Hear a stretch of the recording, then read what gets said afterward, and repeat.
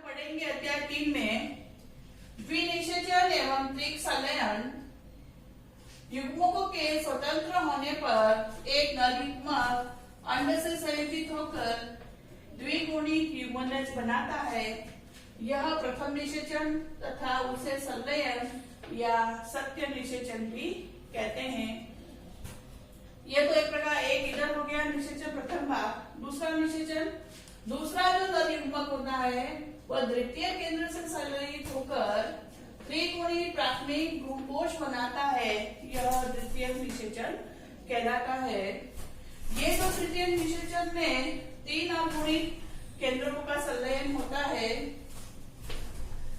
तो दो निषेचन की प्रक्रिया को क्या कहते हैं? जब तीन होते हैं तो त्रिक संलयन, जब दो निषेचन की प्रक्रिया होती है तो इसे द्विनिषेचन कहते हैं। युग्मक संलयन की खोज स्टारबर्गर ने 1884 में की और द्विनिषेचन की खोज H.G. नवाचिन ने 1898 में लिलियम व प्रिटिलियम में की। त्रिक संलयन प्राय युग्मक संलयन से पहले होता है।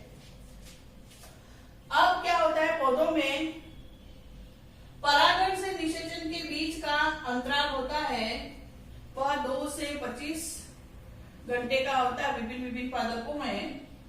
अब आगे अध्ययन करेंगे द्विनिषेचन का महत्व।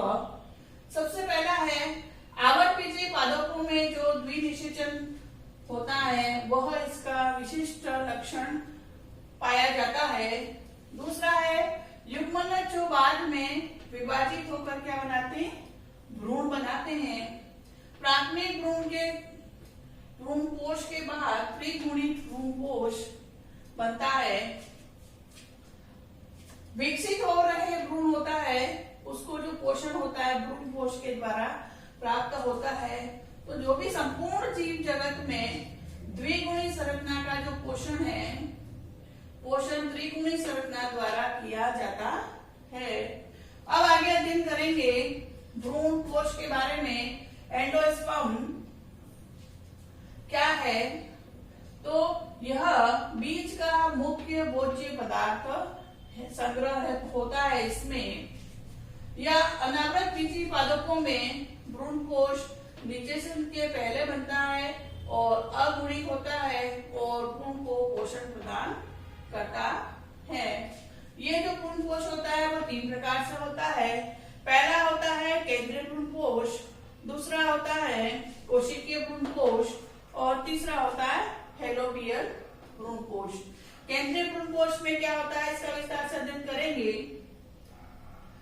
इसको डायग्राम के द्वारा भी हम समझेंगे। पहला है, यह है केंद्रीय भ्रूणकोश।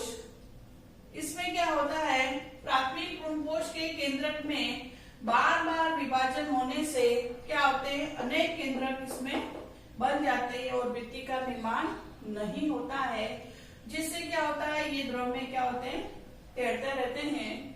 तो इसके स्वतंत्र केंद्र कहते हैं। और बीच में ये भ्रूणकोश के मध्य में क्या होती है, रिक्तिका होती है। अब ये जो केंद्रीय भ्रूणकोश होते हैं वह परिधि की ओर ये क्या होते हैं, विन्यासित होते हैं। यही भोज्य पदार्थ उत्तक होता है। ये जो भ्रूणकोश होता है वह भोज्य पदार्थ होता है। उदाहरण है कैप्सुला में। कैप्सुला में क्या होता है, नारियल के दूध की तरह इसमें लिक्विड भरा रहता है। अब आगे है पॉलीपेटली वर्ग में आवृतबीजीय पादपों में केंद्रीय भ्रूणकोश पाया जाता है। अब आगे दूसरा है कोशिकीय भ्रूणकोश। यह कब बनता है, कब बनता है? तो कोशिकीय जो भ्रूणकोश होता है, जब क्या होता है, केंद्र का विभाजन जब होता है तब तक इसमें कोशिका भित्ति का जो निर्माण साथ साथ होता रहता है। और ये जो होता है वो आराम से अंतक होता है कोशिकीय में। और इसमें सबसे इम्पोर्टेंट कैरेक्टर और इसमें चुष्कांग पाए जाते हैं और भ्रूणकोश में ये विकसित होते हैं। ये है चुष्कांग।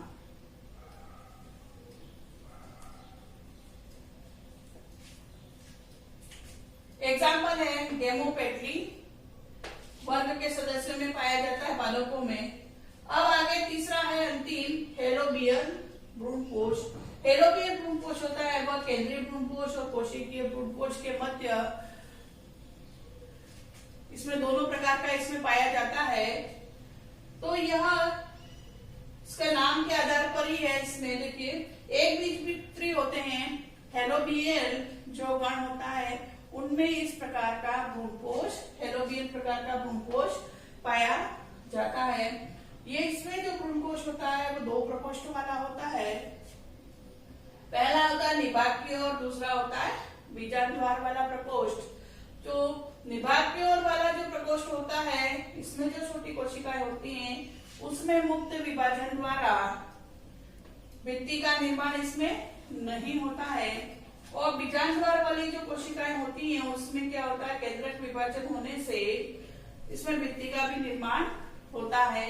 तो ये हो गया हेलोबियल भ्रूणकोश। अब आगे बढ़ते हैं भ्रूणकोश के कार्य। भ्रूणकोश होता है, भ्रूणकोश के अंदर कार्बोहाइड्रेट, प्रोटीन, वसा, ये इसमें भोज्य पदार्थ भरा रहता है इन कोशिकाओं में।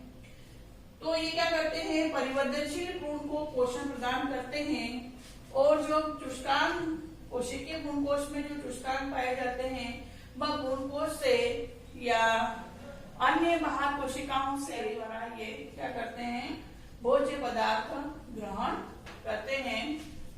अब आगे तीसरा, बीजों के अंकुरण का जब होता है समय, तब ये भ्रूणकोश होता है वह नवोद्भिद को, नए पादप को क्या करता है, भोजन प्रदान। विकास, डेवलपमेंट ऑफ द एम्ब्रियो, इसकी परिभाषा है युग्मनज से परिपक्व भ्रूण बनने की अवस्था को भ्रूणोद्भव कहते हैं। तो लिखेंगे युग्मनज से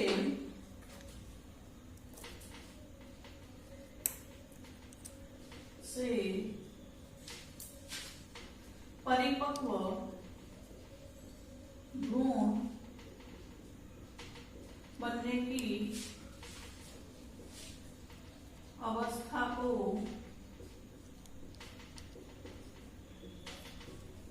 भ्रूणोद्भव कहते हैं। ये जो भ्रूण का विकास है वह द्विबीजपत्री और एक बीजपत्री पादपों में, आवृतबीजी पादपों में भिन्न होता है। तो हम द्विबीजपत्री पादपों के बारे में अध्ययन करेंगे। द्विबीजपत्री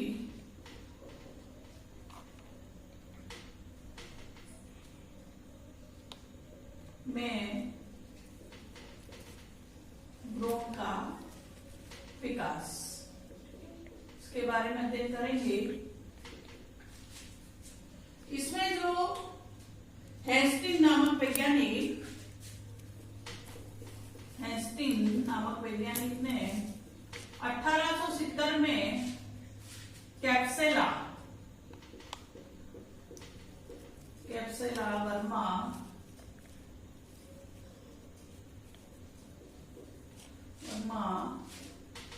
पेस्टोरिस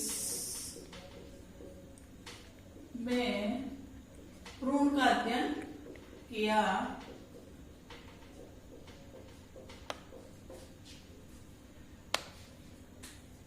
अब इसमें जो भ्रूण का जो विकास होता है वह अंतर्मुखी एवं क्रूसिफेराइड प्रकार का होता है। अब आगे हम पढ़ेंगे इसकी विभिन्न अवस्थाओं के बारे में। भ्रूण के विकास में विभिन्न अवस्थाओं के बारे में अध्ययन करेंगे। तो सबसे पहले क्या होता है, ये युग्मनज हो गया, ये लिखेंगे युग्मनज। अब इसमें क्या होता है, अनुप्रस्थ विभाजन होने से दो कोशिकाएं बनती हैं।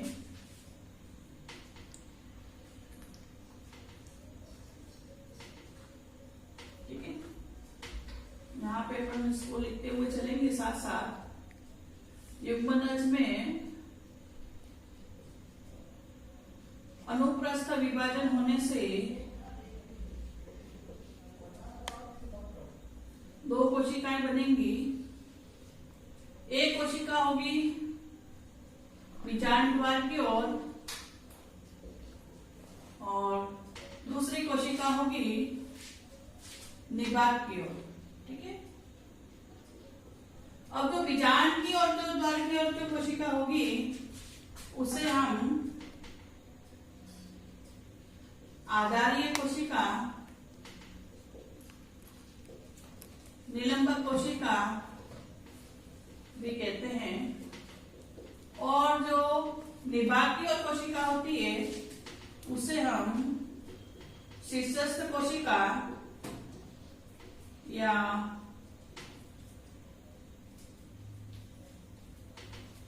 अग्रस्थ कोशिका,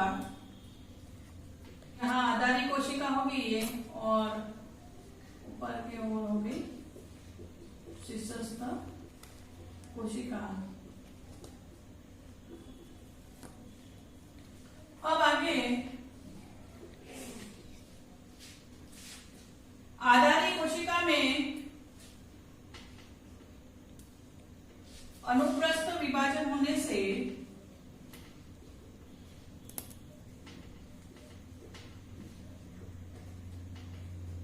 दो कोशिकाएं बनेंगी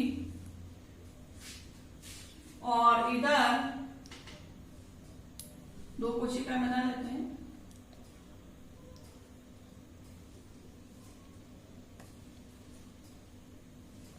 और शीर्षस्थ कोशिका में वर्टिकल या उदग्र विभाजन होने से इसमें भी दो कोशिकाएं बनेंगी।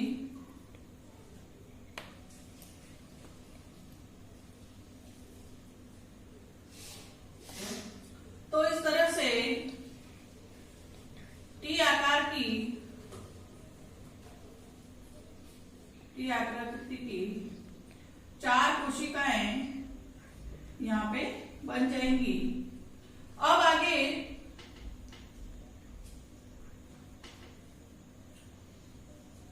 ये जो निलंबक वाली कोशिका, ये नीचे वाली जो कोशिका है इसमें क्या होता है, बार बार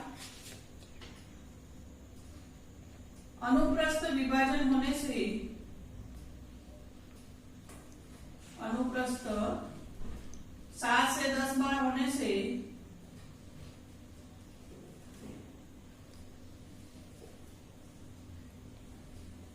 क्या होता है, तंतुमय संरचना बन जाती है। ये निलंबक वाला भाग इस तरह से तंतुमय संरचना बन जाती है। ये हो गया निलंबक, इसको हम कहेंगे निलंबक कहते हैं। और ये ऊपर की दो कोशिका है इसे, तो तंतुमय संरचना को क्या बोलेंगे, निलंबक।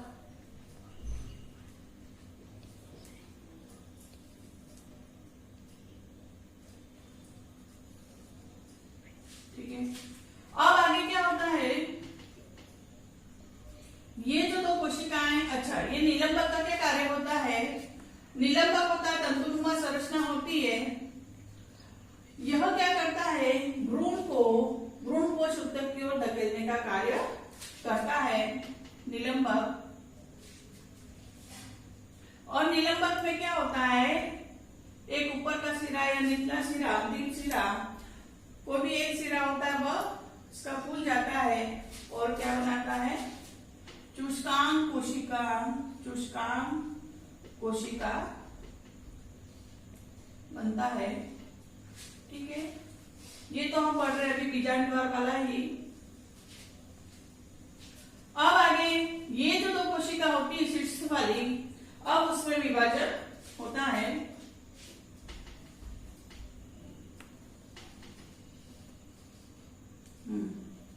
ठीक है, अब इसमें कौन सा विभाजन होता है, अनु अनुदैर्घ्य अनुदैर्घ्य विभाजन होने से कितनी बनेगी? 4 सेल बनेंगी।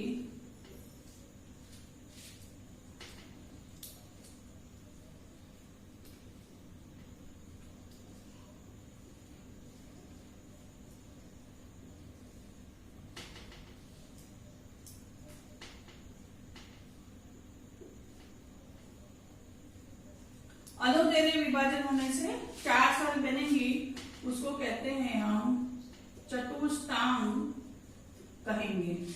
फिर वापस क्या होगा? इस 4 सेल में अनुप्रस्थ विभाजन होगा। अनुप्रस्थ विभाजन होने से कितनी सेल बनेगी? 8 सेल बनेगी, जिसको हम क्या कहेंगे? अष्टांग।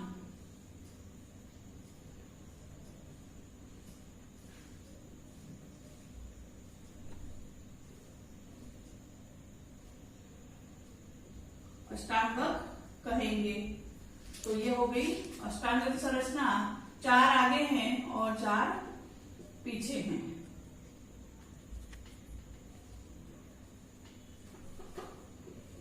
संरचना हो गई, ठीक है।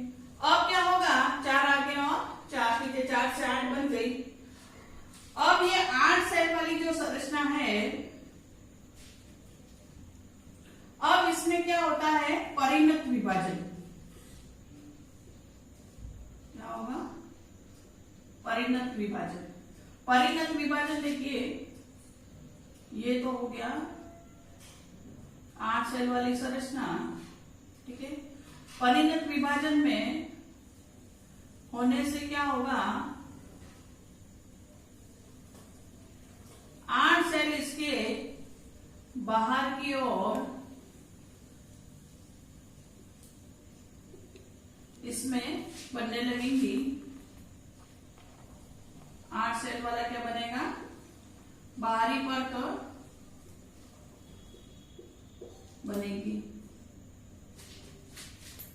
1 2 3 4 5 6 7 और 8 इस तरह से बाहर की ओर एक वलय के रूप में संरचना बनेगी। अब आगे क्या होता है? ये जो बाहर वाली परत के अंदर तो कोशिकाएं होती हैं, उसमें वापस अपनत विभाजन होता है। अब अपनत विभाजन क्या होने से क्या होता है? तो बाहर की ओर क्या होता है? डर्मेटोजन की सेल का निर्माण होता है। गोलाकार बन जाएगा इसका शेप।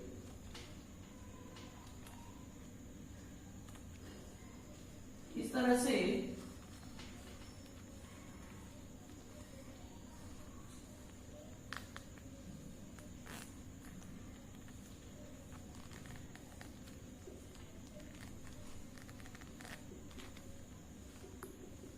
ये हो गई डर्मेटोजन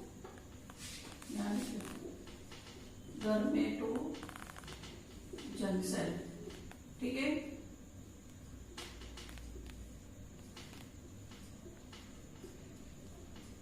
इस तरह से ये गोलाकार जो संरचना बन जाती है, ये क्या बनाएगी? डर्मेटोजन सेल बनाएगी, ठीक है। अब आगे, अब ये जो अंदर की सेल 8 हैं, ये वाली केंद्र वाली बीच में, उसके अंदर क्या होता है? ये अष्टांग वाली, उसके अंदर 2 विभाजन होते हैं। पहला होता है, अनेक बार होता है उदग्र विभाजन होता है, और अनुप्रस्थ विभाजन होता है। अनेकों बार इसमें उदग्र व अनुप्रस्थ विभाजन होने से इसमें क्या होगा? बीज पत्राकार, बीज पत्र वरण विभव द्योतक बनाएंगे, और प्रागैधा तंत्र का निर्माण इससे होता है। तो इस तरह से ये जो गोलाकार संरचना होती है भ्रूण की, वो कैसी बन जाएगी? हृदयाकार।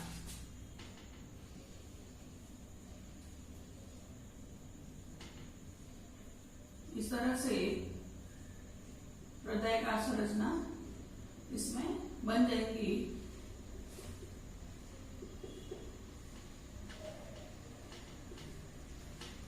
अब क्या होगा?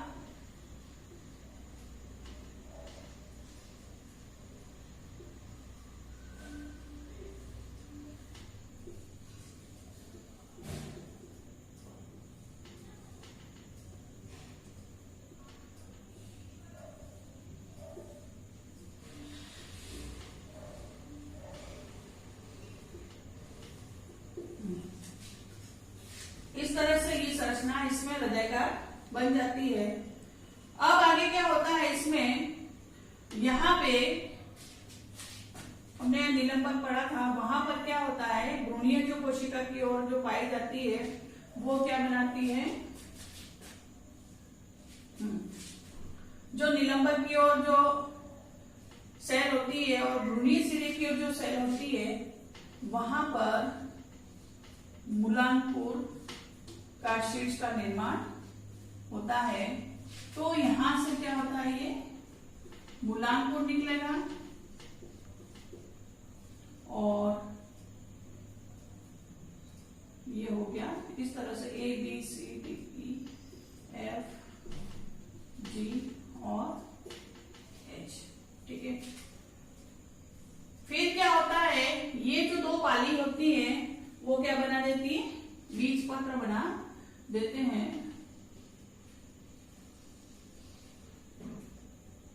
ये तो बन गए बीज पत्र दोनों पाली, और यहाँ पर एक खांच होती है दोनों के बीच में, यहाँ पर ये होता है प्राणपुर, और यहां से नीचे वाले भाग से इसमें मूलांकुर का निर्माण होता है। तो ये प्राणपुर से तो क्या बनेगा? प्ररोह बनेगा और मूलांकुर से मूल का निर्माण होगा। तो इस तरह से हमने भ्रूण के विकास की विभिन्न अवस्थाओं के बारे में अध्ययन किया। फिर से समझा देते हैं। युग्मनज है, उसमें अर्धसूत्री विभाजन होने से दो कोशिकाएं बनती हैं। नीचे बीजांड वर्ग की जो कोशिकाएं होती है उसे आधार कोशिकाएं कहते हैं, और निभाग की जो कोशिकाएं होती है इसे शीर्षस्थ कोशिका कहते हैं। अब आधारी कोशिका में क्या होता है? अनुप्रस्थ विभाजन होने से और ऊपर शीर्षस्थ वाले में उदग्र विभाजन होने से चार कोशिकाओं का निर्माण होता है और उसे टी आकृति की होती है ये। अब आगे क्या होता है? जो निलंबक वाली कोशिका नीचे की तरफ होती है, जो आधारी कोशिका है, वह क्या करती है? बार बार 6, 7, 8 बार 10 बार विभाजन होता है, जिससे क्या होता है? अनुप्रस्थ विभाजन होने से निलंबक का निर्माण होता है। निलंबक का जो अग्र सिरा या अंतिम सिरा या होता है वो फूल जाता है, जिससे क्या? चुष्काण कोशिका का निर्माण होता है, और जो निलंबक के भ्रूणीय सिरे की भ्रूणीय कोशिका की तरफ जो भाग होता है उससे मूलांकुर का निर्माण होता है। अब ये जो शीर्षस्थ कोशिका में क्या होता है? अनुदैर्घ्य विभाजन होने से 4 सेल बनेंगे, चतुष्कांग कहेंगे, और फिर 4 कोशिकाओं में अनुप्रस्थ विभाजन होने से 8 कोशिका वाला बनेगा, अष्टांग कहेंगे।